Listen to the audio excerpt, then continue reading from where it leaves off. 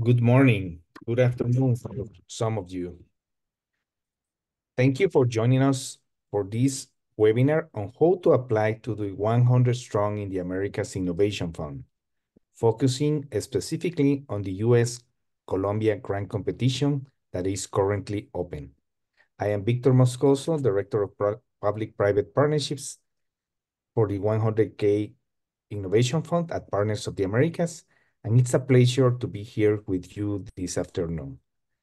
We would like first to thank our sponsors or donors for this grant competition, the U.S. Embassy to Colombia, and the United States Agency for International Development, USAID, office in Colombia as well. They make possible this grant competition. With that, I would like to introduce the speakers for today's webinar. First, Ms. Diana Patiño. She is the Higher Education Specialist at the Public Diplomacy Section at the U.S. Embassy in Bogota. And also, Dr. Xia Emi Shang, who is Associate Professor of Accounting and the International Program Coordinator at the College of Business and Public Affairs at Alabama A&M University. Thank you for your support in participating in this webinar. First, we will share some logistic information with you. Please note that this webinar is being recorded. After the webinar, the link to the recording, as well as a copy of this presentation and other materials will be available on the 100K website within a week. We will also share this with everyone in a post-webinar email. So if you have to miss part of this webinar, don't worry. Remember, all the information will be shared after we finish this one. There is a questions and answers Q&A button available to you on the screen. Please use this to submit your questions that you may have through the presentation, and after each section that we will cover, we will address them. Please don't use the chat box for questions. This makes it harder to keep track as the chat can move very quickly. You may use the chat for comments or to connect with other attendees. For example, we suggest that you share your name, institution, and email in this chat so you can find other potential partners for submitting your proposals. But as far as questions, please use the Q&A box. Part of the package of resources that we send to everyone is also a Q&A report that has all the questions and answers for this section. This is why we want you to keep all the questions in one area. Lastly, in the webinar registration form, you were asked whether you were interested in finding a partner and if you would like your contact information to be shared with others. If you indicated yes for either of these, then you will be included on the list of attendees that will be sent out with the webinar materials. If you initially indicated no in any of these questions and change your mind after the webinar, please let us know via email and we will gladly include you in the share list.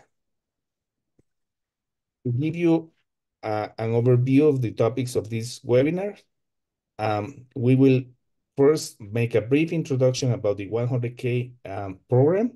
Later, we will share the eligibility, how to apply for this webinar.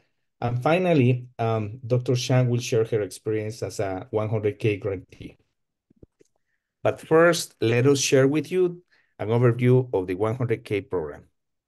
This is a regional educational initiative by the U.S. Department of State that aims to stimulate cross-sector collaboration among governments, industry, and academia to expand regional educational cooperation and to increase access to innovative and inclusive opportunities for educational exchange and workforce training for students and faculty in the Americas. The 100K Innovation Fund builds institutional partnerships, it strengthens institutional capacity, and increases access to innovative, inclusive student and faculty exchange and training programs in the region. Over more than a decade, we have provided more than 352 grants to more than 600 institutions, higher education institutions, in 26 countries and 49 states. So far, over 10,000 students and faculty have participated in the program. We have received more than 1,300 grant proposals, and our innovation network that we strongly encourage you to join is a membership of more than 2,300 higher education institutions in the Americas and about 4,000 members. And we have invested over $20 million from public and private sectors to support the Innovation Fund and provide these grants. We like to thank all our donors that over the years have supported this regional initiative, and in this case, particularly to USAID and the U.S. Embassy in Colombia. But over the years, we have had support from different agencies, from government, private sector, foundations. So we are deeply appreciated with you. Thank you. This grant competition for US and Colombia higher education institutions, it's open, and the application period is from December 12th to March 16, 2025. And now I give the floor to Ms. Diana Patiño, who will be sharing the eligibility criteria with you. Please, Diana. Thank you, Victor. Thank you very much. And I would like to start by, again, thanking everyone who's attending today, because that's a good way to see this, the interest in this competition. For us here in the US Embassy in Colombia, it's super important to have you in these sessions and to start seeing who's interested and how we can help you connect. So thank you. Okay, so we will start by speaking a little bit about the eligible partnerships. If you have already applied to 100,000 strong or 100K, as we know it in Colombia, the minimum requirement to apply is that each project has to be submitted by one like administrative institution or one implementer, like the main institution who's applying, with a partner. And one of the two institutions has to be from the US and one of the institutions from Colombia. So that the minimum requirement is two institutions, one from Colombia, one from the US. However, every time we open an exclusive competition between the US and Colombia, we have learned and we have developed that we can also promote certain types of partnerships. In this case, from the US, we will give a priority to historically Black colleges and universities, minority serving institutions like Hispanic serving institutions, community colleges.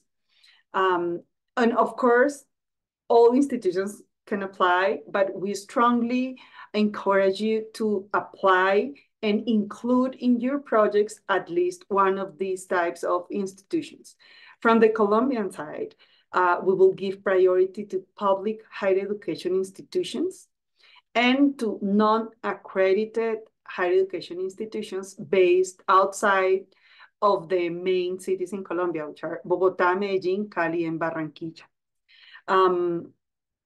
In this aspect, I would like to clarify that when we refer to non-accredited, of course, I guess most of you know, but the accreditation system works in a very different way in the US than in Colombia. So when we refer to non-accredited higher education institutions in Colombia, we mean that those institutions, the accreditation in Colombia, we refer to high quality accreditation, which means like in Colombia, we have a system that it's voluntary, it's up to each institution to go through high quality accreditation system. And even though the local government is working to promote, like most of institutions go through that process, is not mandatory. However, 99% of the institutions in Colombia are approved by the local government. So that means they're registered and they have already passed through an approval process, a local approval process. When we refer to non-accredited in this specific context, we mean non-accredited for high quality, which is, again, as I said before, a voluntary process that really shows what they look for through this process is that they can demonstrate that they have a better quality than the rest. Anyway, for most of you in the US, if you have worked previously with Colombia, you would know that we have many institutions in the country that have many campuses or several campuses. So I would also like to clarify that for those institutions, like that have a main campus in Bogota, for example, but if they have regional campuses, they can also apply and they will be given priority if the campus leader in the project is the campus from the region, not from Bogota. Thank you, Fiona. Okay, then going into the eligible thematic areas, we have two big topics, which are environment and climate collaboration and inclusive education, racial and social justice. We have a list of topics, a list of suggested topics, but I would like you to focus on the last line, which says, and more. And more because basically every topic that you can tie to these two, every project that you can tie and that you can justify that it's within these two big topics of environment and climate collaboration or inclusive education, all those projects could be eligible to apply. As I said, we have a suggested list of topics, but we are open to welcome other topics in addition to this. And of course, read the RFP or the terms of reference that are already published out in the 100,000 Strong website. Of course, it's in English and in Spanish in case you want to check both languages. Thank you. So for this specific competition, we have 10 grants available of 50,000 each. And I would like to highlight that we know that 50,000 is not a lot of money, but for the standard of 100,000 Strong, it's one of the largest, it's one of the largest amounts that we offer. For some of you, if you have applied before to 100,000 Strong competitions, it's actually Colombia. It has been actually the country that offers the higher amounts in these grants, because in the other competitions through 100,000 Strong, they most of the times offer like 20,000, 25, 30. From Colombia, we are trying to make it possible for each competition to offer grants of 50,000. Important to mention that, as always in every competition, we expect you to submit a proposed budget, and those budgets we know are larger than $50,000. So we expect institutions to also co-share and contribute to the projects. But I want to also clarify that those contributions or those co-share could be in kind, not necessarily in cash. So you just have to show that within the budget narrative. Thank you. Okay, some additional requirements and considerations. 100,000 Strong usually requires academic mobility or travel, in-person travel in one direction.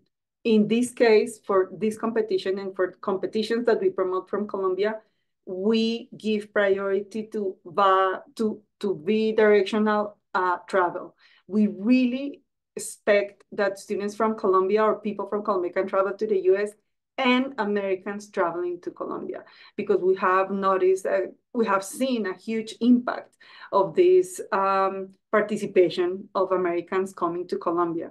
We know sometimes it requires logistics and everything, but we are here to help. And that's also part of the project planning. So we really expect you to include Americans also traveling to Colombia. Actually, I would like to mention that in these 10 years, 11 years that we have been working in Colombia, we have noticed, of course, it's not only due to 100,000 strong, but we have noticed a huge increase in the number of Americans coming to Colombia. But 100,000 strong has been a big aspect in this increase. So we really expect you to include Americans coming to Colombia. We don't have a minimum or maximum number of students or professors or participants in the projects traveling. It always depends on your budget planning, how many people do you want to include and how do you want to organize your activities. We, again, we don't have a minimum or maximum duration in the travel or in the stay in each country. Sometimes, and I would like to say, we have had projects that in which people travel only for a week, only for a month, but we have also had some few cases in which students travel for a full term. And I would also like to highlight that most of the times we have not only students traveling, but we also have professors, researchers, even sometimes administrative staff accompanying the groups in both directions, of course. For the program design, level of study, this competition is open to post-secondary education, undergraduate, graduate, doctoral. We have in Colombia what we call Educación Técnica and Tecnológica. So they are also welcome to apply. And of course, I would like to highlight too that in some cases, for example, we have had projects in which undergraduate students from Colombia traveled to the US, but from the US, they only sent graduate students to Colombia. Or, for example, from Colombia, they sent professors, and from the US, they sent students, or the opposite. So it's really a matter of how you want to build your project. Regarding credits, academic credits, it's a requirement by 100,000 strong that students must receive some academic credit from the host institution as part or as result of these projects. And last but not least, diversity. Diversity, it's a big component for us. We really encourage you to demonstrate in your projects that you will have a diverse group of students, professors, again, everyone participating in the project. Actually, we have a form that is part of the requirements to apply that it's called Student Diversity Plan. And through this form, we want to see how you plan to reach out, how you plan to recruit a diverse group for your project. Again, not only for students, but also for professors, I mean, for everyone participating in the project. Competition deadlines. Victor already mentioned the deadline to submit your project is March 16.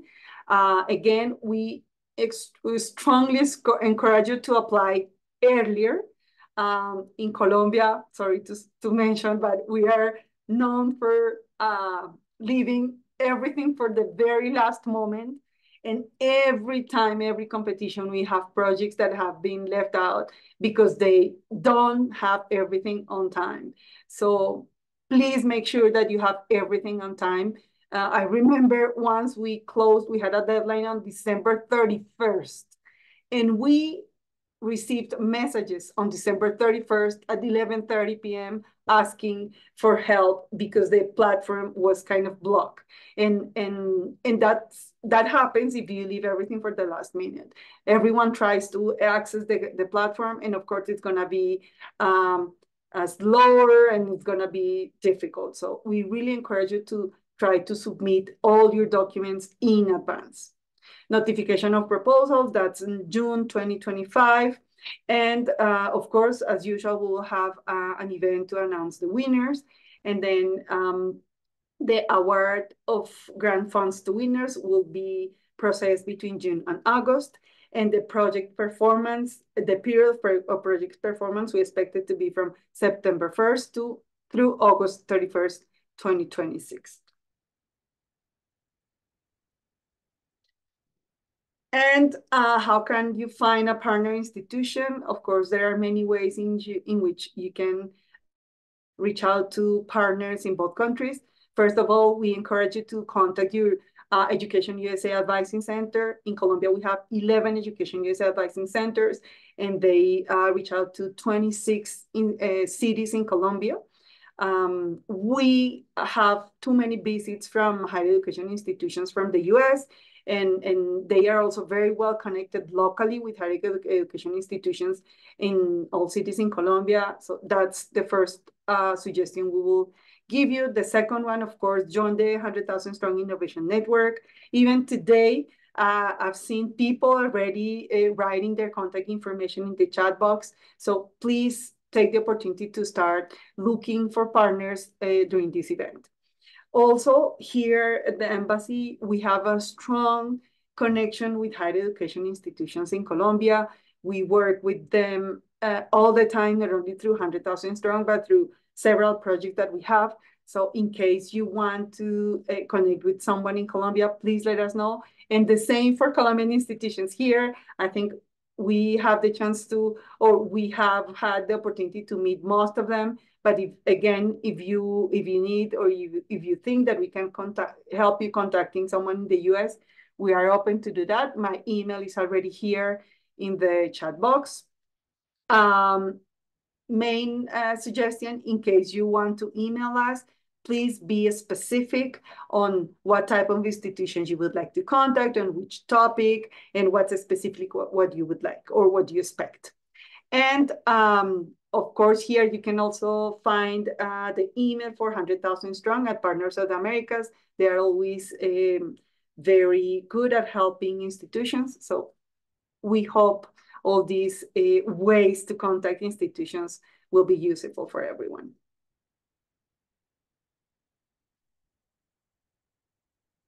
Thank you, Diana. Thank you. Thank you very much.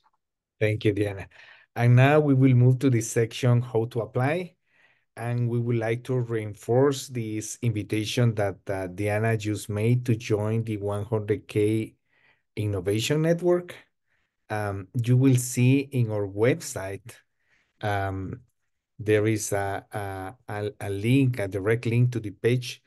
Joining this network is free and allows you for us to send you information about the upcoming grant competitions and other events and opportunities that we may have for you. And regarding the process about how to apply, there in the online application portal, you will find all the menu that will direct you to the process of submitting your proposal. After you join the network, you can access the application portal by hovering over the grants menu item on the website. This will take you to a login webpage where it will ask you to either create an account or log in into an existing account. If you are a new user, you will be required to fill out a profile form. This simply asks you for your contact information about and also information about your institution.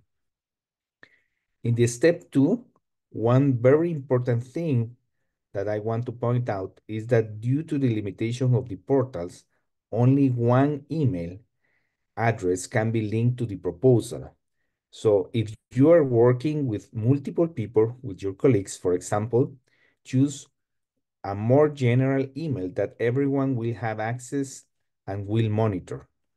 This email account can submit multiple proposals, but it's not the same order way around where a proposal can have multiple email addresses linked to it. For this reason, we suggest that you choose an email address that can be at least monitored for multiple people, especially if you are working with others on the proposal. If you don't have a general department email, for instance, then you may need to share your login information with your colleagues. In step 3, once you begin the application, there are 2 forms that you will be required to complete. One is the application form, which will ask you the basic information about your proposal, and then at the end of it, you will be required to upload the different parts of your proposal separately. I am referring to the technical narrative, budget, and attachments. For the second form, it is essentially a profile form for your partner institution. Note that this is required. If by the application deadline, you have got your application form filled out and your proposal uploaded, but your partner hasn't filled out the profile form, the portal won't accept the submission as complete. So we strongly suggest to do this before the deadline. And regarding information about the partner institution, we suggest that you work on this form as soon as possible on who your partner or your partners will be, even before you complete your proposal. So if you haven't already got to this second form and send the request to your partners to complete this form, so that you are not rushing at the end of the application. And now let's move to the application form. This is the menu for the application form. The most crucial component of the application is this part. The application form has certain fields that will need to be filled out within the form itself. The items are listed here, as well as the proposal documents that will be needed to upload, and these items are listed. This includes the summary of the proposed program, the program goals and objectives, the program themes and areas of study, the partnering institutions, the number of students and faculty traveling, the anticipated travel timeline, and the description of the student credit. If we move to a description of the proposal contents, you will see that these include the technical narrative. There is a cover page, a table of contents, an executive summary, a program description, a sustainability plan, a description of the institutional capability, the challenges and opportunities for the growth, the monitoring and evaluation plan, and also a student recruitment plan. That this is linked to what Diana was sharing before with you about the importance of including students that normally don't have the opportunity to participate in these exchanges. Also, there is a section for a budget summary in Excel, a budget narrative, the letters of support, the resumes and bios of the project directors. This is 2 pages per person. And optional, you can also submit additional supporting documents.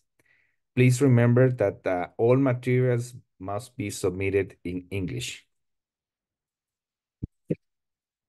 So if you have more questions on the request for proposals or the application, you have different options to connect with us.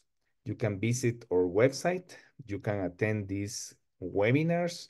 We will have 2 more webinars before the deadline for this grant competition. We will share that information briefly with you. And also you can submit your questions to us, and we will answer as soon as possible. We had been answering your questions that you provide in the Q&A area for this Zoom call, and we will be sharing this information with you as well. And now, please let me introduce you again to Dr. Xia Amy Chang from Alabama A&E University, who will be sharing her experience as a 100K grantee. Dr. Chang. Thank you, Victor. Good morning, everyone. It's my honor and pleasure to join the team 100K Strong in the Americas to share our experience for application and awarded program experience. And so can we move on to next slide?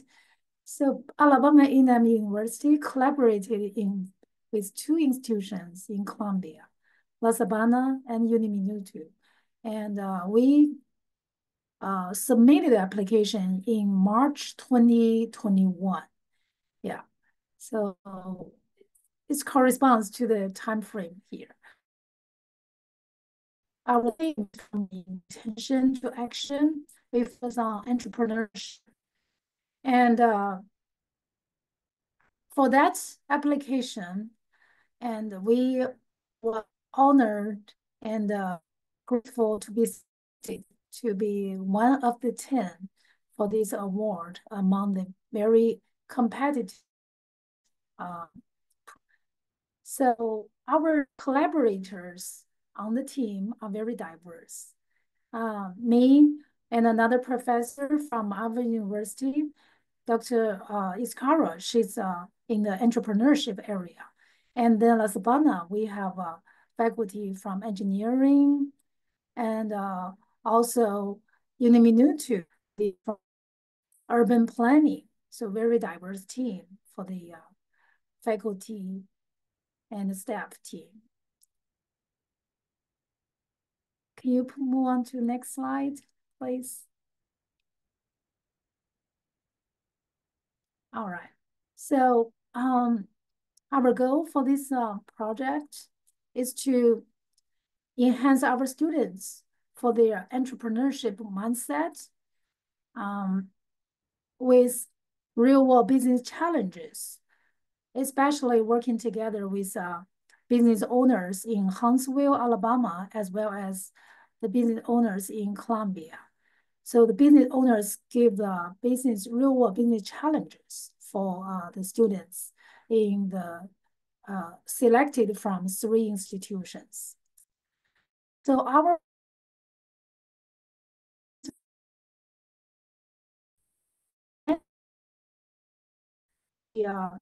verse even for students from business area, engineering, and even from some other natural science areas, very diverse team. So the business teachers was collaborated with business owners and also the faculty staff from the 3 institutions.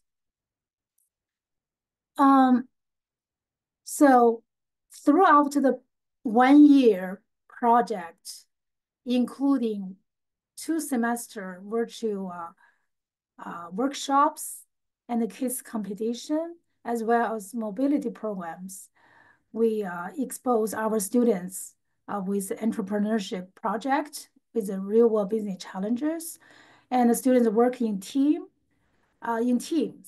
We form students in 7 teams to join the case competition to solve the business challenges. And we invite the judges from a business in Huntsville and Columbia and the faculty. And that's the way how we select students to join the mobility programs, including South mobility programs and North mobility programs. And the program outcomes is not only for this program. After the program, we build up the sustainable relationship. And this slide gives you an overall overview about our time frame, activities, and the student mobility. And if you can see here, for the first awarded 2 semesters, we launched the virtual workshops. Very diverse faculty and business owners joined the workshops to provide interactive sessions with the students from 3 institutions. And I remember the 2 workshops not two, the 2-semester workshops, we have up to 45 students join the virtual sessions. Okay, and then case competition, as I mentioned, we ask students to work together in teams and then present their business solution to the different business challenges. The business challenges come from NASA and different big corporation and small businesses. And for the mobility program, we launched two, including South Mobility Program and also North Mobility Programs. All right. Okay, yeah. So, and this slide give you idea about, and this is the capture of the case competition. 30 students in 7 teams. And the teams, when we form the teams, we ask students to choose by themselves, but eventually we make some adjustment, make the team diverse. So each team has students from AMU, from Columbia, 2 institutions, very diverse teams from different disciplines. Very interactive case competition.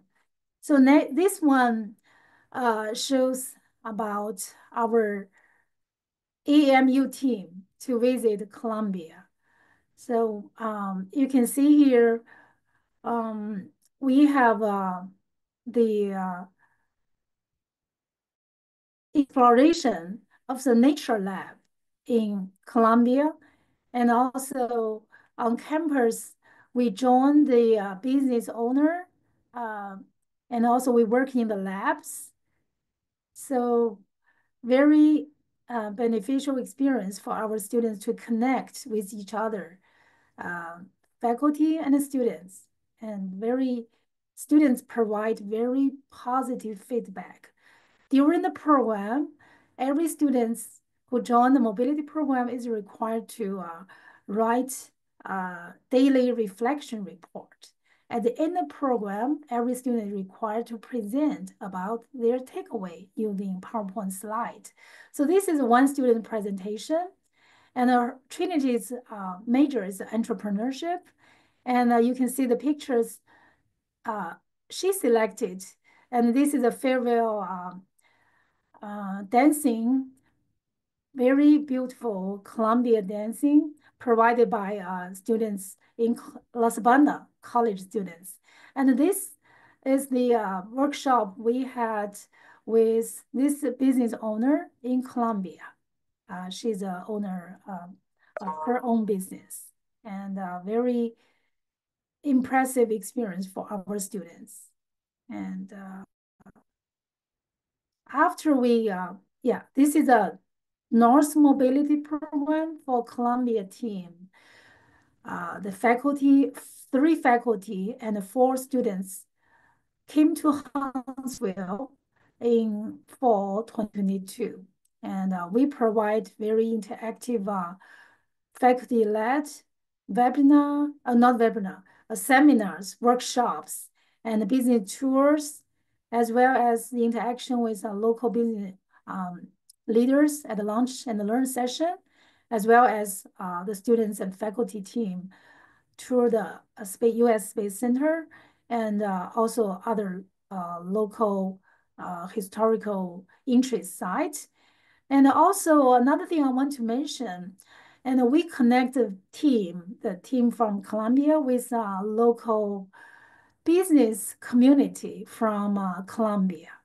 And so they had a very good interaction, and they were invited to join the community to learn more about their life and the business we launched in Huntsville.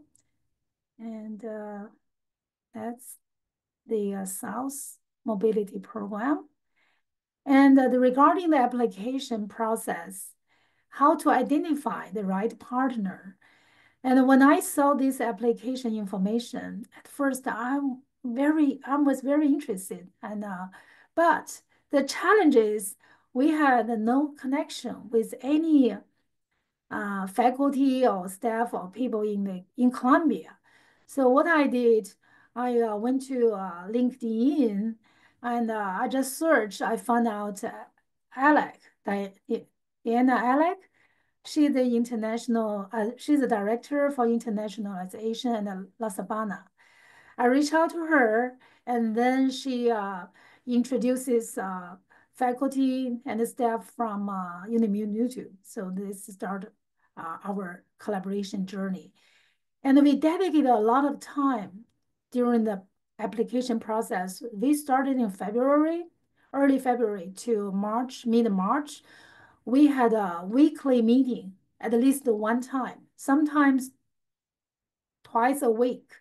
So we did a brainstorm and we did sharing and also we started working on the proposal. We did the assignments based on each one's expertise and experience. And basically this is a teamwork and it's very impressive teamwork. That's how we work together to win the award. And suggestions and advice for the application process. From our experience, it is very beneficial to connect with local business and entrepreneurship owners and ask them about any business challenges they can provide to our students. And then we can put in our proposal. And also university support is very important because how to make the program sustainable. And this is a pilot program. If you win, however, cost share from university is strongly, is a very strong support. Otherwise, we cannot expose more students to the program and make it sustainable.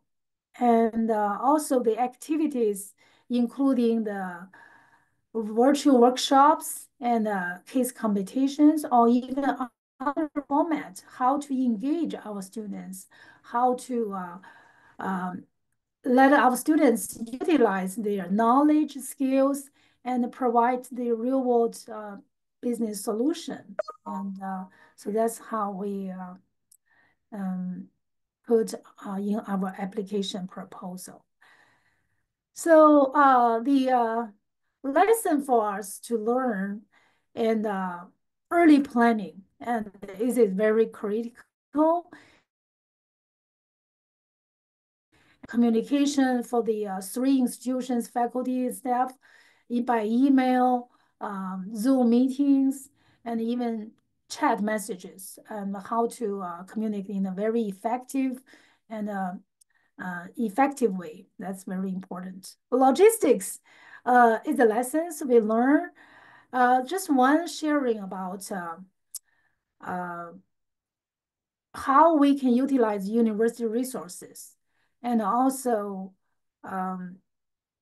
early planning. We can reach out if we win the award. We can put it in the application proposal, because logistics is really very important to launch the programs, no matter for virtual workshops or for mobility programs, and how to do the homework early and think about the different perspectives for logistics, even including the airfare, how to search the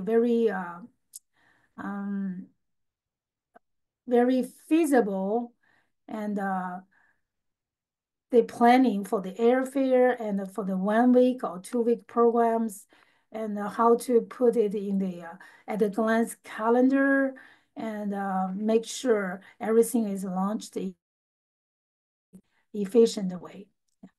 Okay, thank you. Thank you again, Professor Shang, for sharing your experience in this exchange program. And now, finally, we will like to ask you to submit your questions on the Q&A section. We have been answering these sections, or team has been answering these sections, the questions that you